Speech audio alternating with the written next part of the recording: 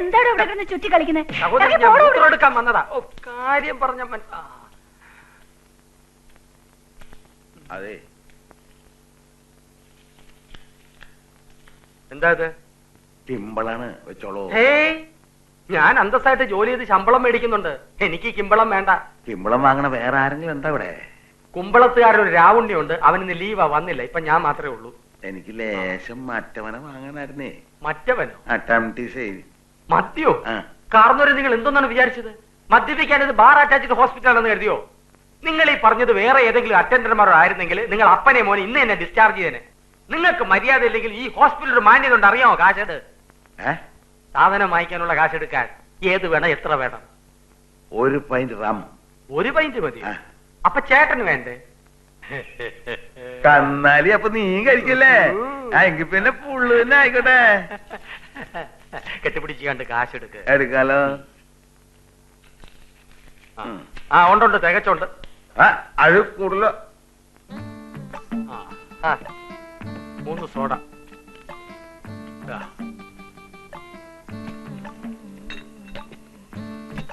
2 എണ്ണേ ഉള്ളൂ. കുഴപ്പമില്ല, പൊട്ടിച്ചതിനകത്തോട്ട് ഒഴിച്ചോ. ഫ്ലാസ്കിൽ സോഡയാ? പിന്നെ ടാങ്കറിൽ കൊണ്ടുപോകണം സോഡ.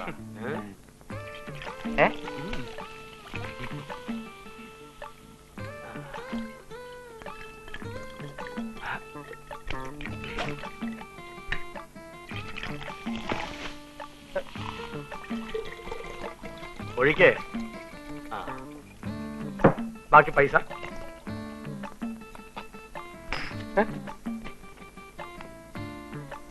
പോട്ടെ. കുപ്പി താനെടുത്തോ.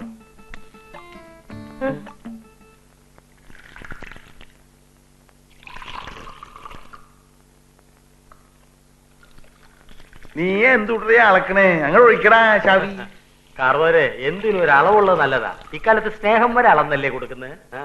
നീ കൊറിക്കാനൊന്നും വാങ്ങിയിട്ടില്ലേ? വെളിയിൽ നിന്ന് എന്തിനാ വാങ്ങുന്നത്? എല്ലാം ഇവിടെ തന്നെ ഉണ്ടല്ലോ. ദേ, മൾട്ടിവിറ്റാമിൻ, കാൽഷ്യം സാൻഡോസ്, സൂപ്രാഡൈൻ, ജലൂസിൽ. നീ എന്തുട്ടേ പറയണേ? കപ്പലണ്ടിക്ക് വരാൻ ഗുളിക കഴിക്കേ? ഇതൊക്കെ വിറ്റാമിൻ ആണ്. മദ്യം വിഷമാണെന്നല്ലേ പറയാറ്. മദ്യത്തിന്റെ കൂടെ ഈ വിറ്റാമിൻസും കൂടെ കഴിച്ചാൽ എല്ലാം ബാലൻസ് ആയി, ലിവർ ഓക്കെ. വേണമെങ്കിൽ ഇതെല്ലാം കൂടെ മിക്സ് ചെയ്ത് പിൽസ് മിക്സർ ആയിട്ട് കഴിക്കാം. ഭക്ഷണത്തിന് മുൻപോ പിമ്പോ എങ്ങനെ വേണേലും കഴിക്കാം, പക്ഷേ മാറിപ്പോരുത്. ഒരു ദിവസം വിറ്റാമിൻ ആണെന്ന് കരുതി സ്ലീപ്പിംഗ് പിൽസ് എടുത്ത് കഴിച്ചു, 2 ദിവസം ഉറങ്ങിപ്പോയി. കറുതൽ കഴിക്കേ.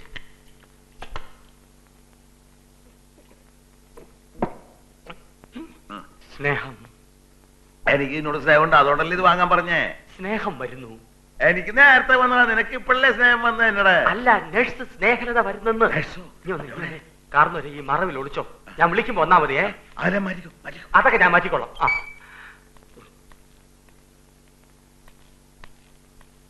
താനെന്താ ഇവിടെ? അതിപ്പോ സ്വല്പം മുമ്പേ അവിടെ നിൽക്കുകയായിരുന്നു. എന്താ സ്നേഹം? സ്നേഹലതയെ സ്നേഹം കൊണ്ട് സ്നേഹം എന്ന് ചെറുതാക്കി. തൽക്കാലം താൻ എന്നെ അങ്ങനെ അങ്ങ് ചെറുതാക്കണ്ട. താൻ എന്നാ റാഫേലിന്റെ ഫാദറിനെ MD വിളിക്കുന്നു പോയി പറ. അയാൾ ഇങ്ങോട്ട് വന്നില്ല. റൂമിൽ പോയി പറയണം. അല്ല, ഞാനിവിടെ ഉണ്ട്. നിങ്ങളെന്താ ഇവിടെ? നേഴ്സമ്മല്ലേ പറഞ്ഞ MD വിളിക്കണമെന്ന്. അതല്ല ചോദിച്ചത്, ഇവിടെ എന്താ കാര്യം? അതെന്നെ പറഞ്ഞ MD വിളിക്കണമെന്ന് പറഞ്ഞില്ലേ? ഞാനിപ്പോഴും വന്നിട്ട് കേട്ടോ നേഴ്സമ്മേ, ഈ എന്താ സ്നേഹലത ബോധമില്ല സംസാരിക്കുന്നത്? നുള്ളി കീറി ചോദിക്കണോ? കാരണം MD വിളിക്കുന്ന അങ്ങോട്ട് ചെല്ലാ. വിളിക്കാലോ, ഞാനൊരു പേഷ്യന്റ് അപ്പനാണ്, എന്നെ വിളിക്കാലോ MDക്ക്. ഒന്നോ വഴി വഴി അതന്നെ.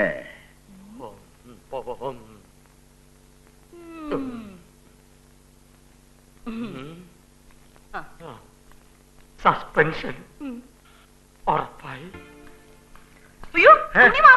അല്ല, സമയത്തായിട്ട് MDക്കുള്ള ചായ കൊണ്ടു കൊടുത്തില്ലേ? മുഖത്ത് കണ്ണില്ലേ? ചായ ഒഴിച്ചോണ്ടിരിക്കല്ലേ? രാവിലെ തന്നെ ഒരു സ്റ്റൂപ്പിട്ടും ഗെറ്റൗട്ടും കിട്ടി. അത് തനിക്ക് നിത്യവും കിട്ടുന്നതല്ലേ? അതെ, ഇത് കൊണ്ടുപോയി MDയുടെ റൂമിൽ കൊടുത്തില്ലെങ്കിൽ വേറെയും ചില ചെറിയ കേൾക്കേണ്ടി വരും. എന്ത് ജന്മവടാ. MDയുടെ ചായ എടുത്ത് കുടിക്കുന്നേ?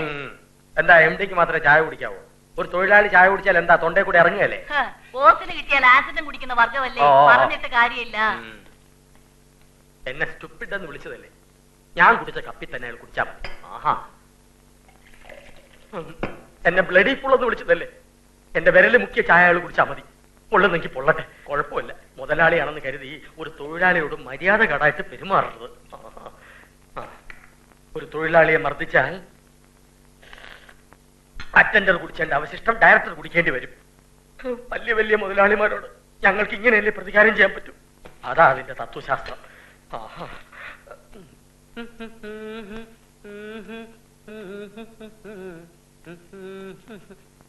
വാതിലി മുട്ടില്ല എന്ന് പരാതി വേണ്ട.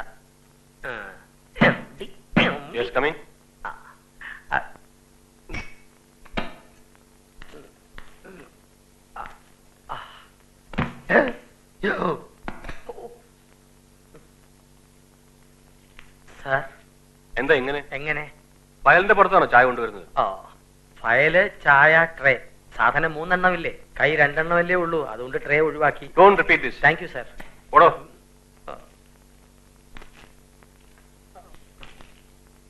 അല്ല, ചായക്ക് മധുരം പാകത്തിനുണ്ടോന്ന്.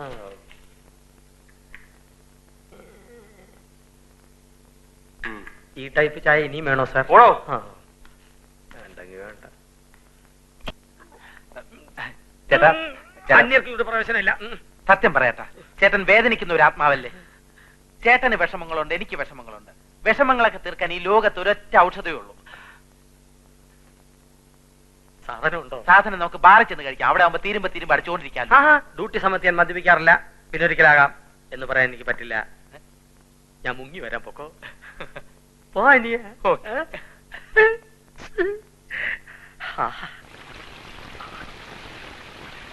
അയമുട്ടി നല്ലവന.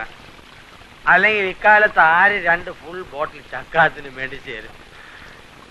എന്റെ എല്ലാ രഹസ്യങ്ങളും ഞാൻ അവനോടും പറഞ്ഞു, അവന്റേതെല്ലാം എന്നോടും പറഞ്ഞു. ഈ മഴ കണ്ടോ? ഈ മഴ ഇടുക്കി പെയ്തിരുന്നെങ്കിൽ പവർ കട്ട് മാറിയാന്. അതെങ്ങനെ മനുഷ്യര് നെറിയേട് കാണിക്കല്ലേ? അപ്പൊ പിന്നെ പ്രകൃതിയും നെറിയേട് കാണിക്കാണ്ടിരിക്കുവോ? ജൂണിൽ പെയ്യേണ്ട മഴ ജൂലൈ പെയ്യും. ഒന്നും ശരിയല്ല. മൊത്തത്തിൽ ഒരു പൊളിച്ചുപണി അത്യാവശ്യമാണ് ഇവിടെ. എംഡിയോട് പറഞ്ഞാൽ പൊളിച്ചെടുക്കാനുള്ള എല്ലാ ഒത്താശകളും അദ്ദേഹം തന്നെ ചെയ്തു തരും. തന്റെ കാര്യങ്ങളൊക്കെ അറിഞ്ഞിട്ട് പുള്ളിക്കാരൻ ഭയങ്കര ഹാപ്പി ആയിട്ടിരിക്കുക. വാതിലെത്തിച്ച ട്രിപ്പ് കൊടുത്തു വിടാം. എന്താ ഇത്? ഈ മാസം ആദ്യം ഉണ്ടായ വീൽ ചെയർ സംഭവത്തിൽ എന്റെ ശമ്പളത്തിൽ പാതി കട്ട് ചെയ്യുമെന്ന് പറഞ്ഞിരുന്നല്ലോ. ഇന്നലത്തേതും കൂടി ആയപ്പോ അത് മുഴുവനും കട്ട് ചെയ്യുമെന്ന് എനിക്ക് ഉറപ്പായി. ഇനി ഞാനിവിടെ ജോലി ചെയ്തുകൊണ്ട് നിങ്ങൾക്കല്ലാതെ എനിക്ക് യാതൊരു പ്രയോജനവും ഇല്ലെന്നും മനസ്സിലായി. ഇതെന്റെ രാജിക്കത്താണ്, സ്വീകരിച്ചാലും. അത്രയേ ഉള്ളൂ. നിക്ക, ഇന്നലെ താൻ എന്തൊക്കെ ചെയ്തെന്ന് വല്ല ഓർമ്മയുണ്ടോ? സ്വപ്പം മുമ്പാ കെട്ടിവിട്ടത്. മറ്റുള്ളവർ പറഞ്ഞറിഞ്ഞു. ആംബുലൻസിന്റെ ചില്ല് മൊത്തത്തിൽ തകർത്തു. മോർച്ചറി കയറി 2 ശവശരീരങ്ങളെ തെറി വിളിച്ചു. പിന്തിരിപ്പിക്കാമെന്ന വാച്ച്മാന്റെ കർണത്തടിച്ചു. അയാളുടെ ഒരു പല്ല് പോയി. ഓക്സിജൻ സിലിണ്ടർ ആണെന്ന് കരുതി സ്നേഹലതയെ പൊക്കിയെടുത്ത് 104 ഹാജിയാരുടെ മുറി വെച്ചു കൊടുത്തു. പച്ചവെള്ളമാണെന്ന് കരുതി 304 ആസ്മ പേഷ്യന്റിന്റെ വായിലെ സ്പിരിറ്റ് ഒഴിച്ചു കൊടുത്തു. അയാൾ വലിച്ചു കിടക്കുകയാണ്. മതി മതി മതി. ഇനിയുണ്ട് സാർ. ഒന്നും കേൾക്കണ്ട. ഡ്യൂട്ടി സമയത്ത് മദ്യപിച്ച് ലക്ക് കെട്ടാൽ എന്തൊക്കെ സംഭവിക്കുമെന്ന് ഇപ്പൊ മനസ്സിലായല്ലോ. നാളെ മുതൽ തന്നെ പ്രൊമോഷനോടെ ഫാർമസിയിലേക്ക് മാറ്റാൻ തീരുമാനിച്ചിരിക്കുകയാണ്. മുതലാളി, നാശനഷ്ടങ്ങൾ ഉണ്ടാവാതെ സൂക്ഷിക്കാൻ വേണ്ടിയാ ശമ്പളത്തിൽ നിന്ന് പണം കട്ടിയെന്നൊക്കെ പറഞ്ഞത്. മനസ്സിലായോ? മാസശമ്പളം 1 പൈസ പോലും കുറയാതെ ഗോപാലിനെ തരാൻ ഞാൻ പറഞ്ഞിട്ടുണ്ട്. അങ്ങ് ഇത്രയും വലിയൊരു മനസ്സിന്റെ ഉടമയാണെന്ന് ഞാൻ അറിഞ്ഞിരുന്നില്ല. അങ്ങ് എന്റെ ദൈവമാണ്, എന്റെ അച്ഛനാണ്. അങ്ങയെ ഞാൻ തെറ്റിദ്ധരിച്ചു. സാരമില്ലടോ. ഇനി ഞാനൊരു സത്യം പറയട്ടെ. അങ്ങൊരു ബൂർഷയാണെന്ന് കരുതി ദിവസവും തന്നുകൊണ്ടിരുന്ന ചായയിൽ ഞാൻ മനഃപൂർവ്വം വിരലുകൊണ്ട് ഇളക്കിയിരുന്നു.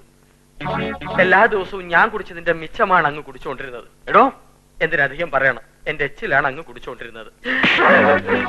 U are dismissed.